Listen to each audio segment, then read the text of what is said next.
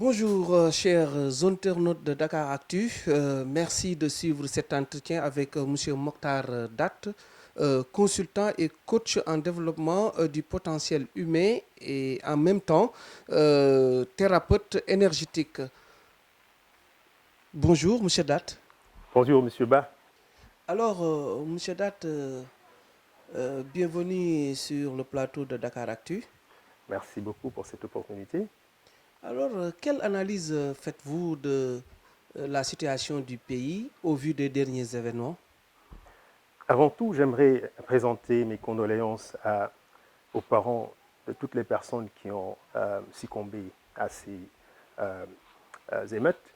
Et je dois dire d'emblée que c'est une opportunité, mais en même temps aussi une occasion pour nous de nous remettre en question pour non seulement examiner les problèmes fondamentaux, les problèmes fondamentaux qui existent aujourd'hui dans notre pays, qui est dû essentiellement à une sorte de frustration, et une sorte de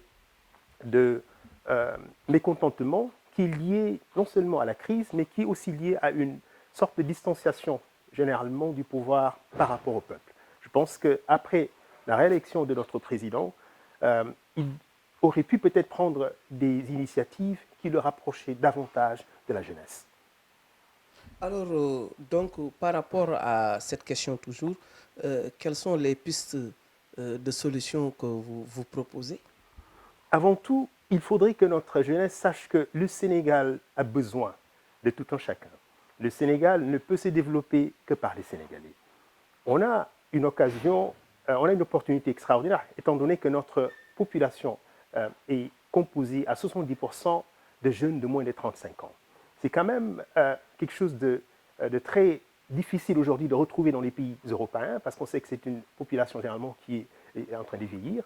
Mais on a besoin aujourd'hui, avant tout, de redonner la confiance et redonner aussi des opportunités à notre jeunesse, afin que non seulement le niveau d'éducation soit revu, parce qu'aujourd'hui, on sait qu'il y a eu un déclin de la qualité de l'éducation aujourd'hui.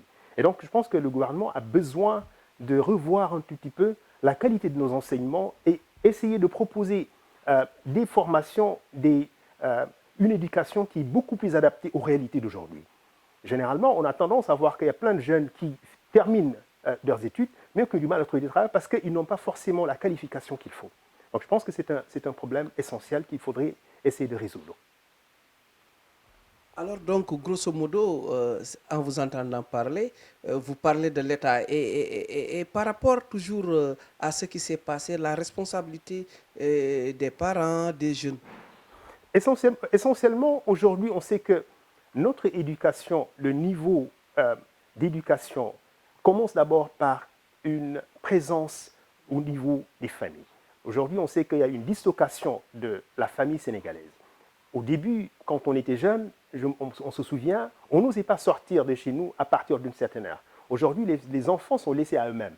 Donc, il y a une sorte de liberté qui est quand même exagérée, de sorte qu'on a perdu en fait ce sens de la responsabilité. Donc, je pense qu'aujourd'hui, on devrait essayer de responsabiliser les jeunes à très bas âge, parce que sans le sens de la responsabilité, on ne peut pas forcément inculquer des valeurs de discipline, des valeurs de dignité, des valeurs de responsabilité, aussi des valeurs de capacité de réaliser en fait ses rêves, tout en basé sur déjà l'estime de soi, mais aussi basé sur l'estime et le respect de ses prochains.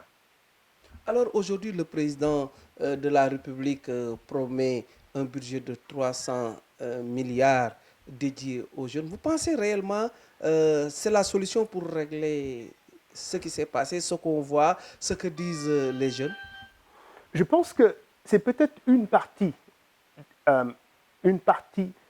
du problème. Parce que je pense qu'avant, il y a eu beaucoup d'argent qui a été débloqué vis-à-vis des jeunes, mais personne ne sait où est passé cet argent. Donc moi, je pense qu'il faudrait d'abord réfléchir sur des plans d'action.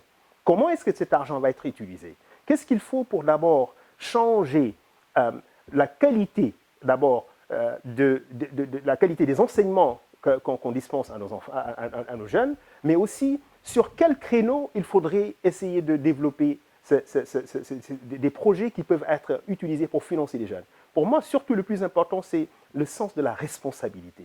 Parce que si on donne, par exemple, certains montants à des jeunes qui finalement finissent par bousiller cet argent et sans pour autant que cela réussisse à définir quelque chose de concret, je pense qu'il faudrait d'abord commencer par des formations adéquates pour changer les états d'esprit. Parce que je pense qu'un état d'esprit qui n'est pas fécond ne peut pas forcément réussir quelque chose de concret. Donc je pense qu'on a un problème fondamental, c'est d'abord mettre sur place des politiques qui sont basées sur une clarification en fait des étapes des étapes nécessaires en fait pour non seulement dispenser des formations adéquates dans la gestion, des formations adéquates dans la créativité en fait, et même surtout, aujourd'hui on sait que les nouvelles technologies occupent une place primordiale dans le monde. Les jeunes sont constamment branchés sur, on sait, sur les réseaux sociaux. Pourquoi ne pas proposer en fait des pistes en fait qui développeraient généralement leur tendance à créer des solutions. Parce qu'on sait qu'aujourd'hui, on dit que même en Europe, par exemple, ils ont un déficit de potentiel, en fait, déficit quand il s'agit en fait de personnes qui peuvent travailler dans le monde des intelligences artificielles. Pourquoi ne pas, en fait, très tôt, à un bas âge, dans nos enseignements, dispenser des programmes de qualité, en fait, pour que le Sénégal soit appréhendé des réalités de ce monde. Mais car on n'est pas forcément au courant, on n'est pas forcément au diapason aujourd'hui de ce qui se passe dans le monde.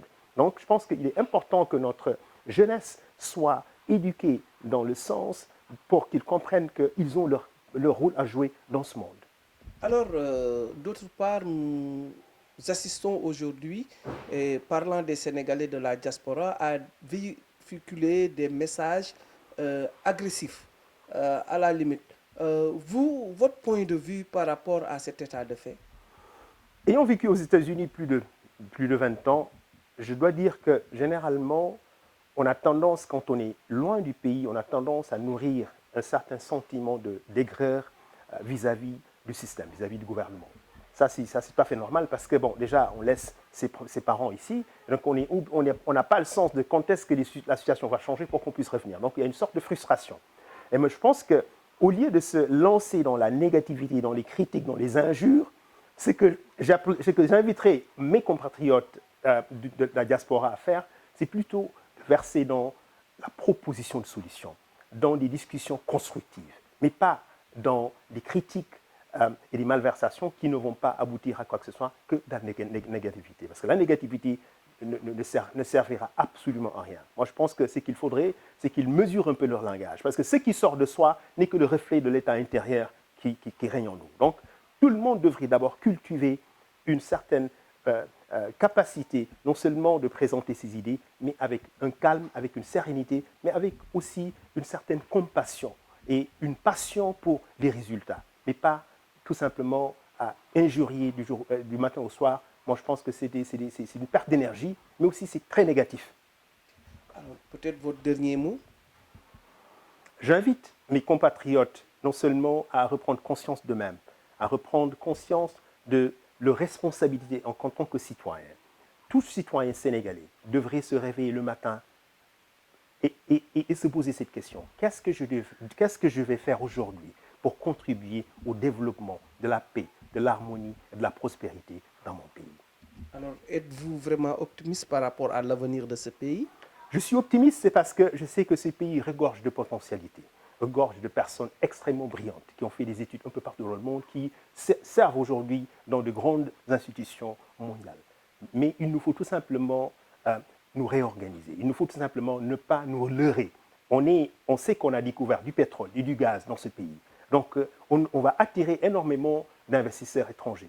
Mais il faut d'abord que nous-mêmes soyons prêts à gérer notre patrimoine. Et ce patrimoine ne peut pas être géré si on ne commence pas d'abord par la gestion du patrimoine personnel de tout un chacun.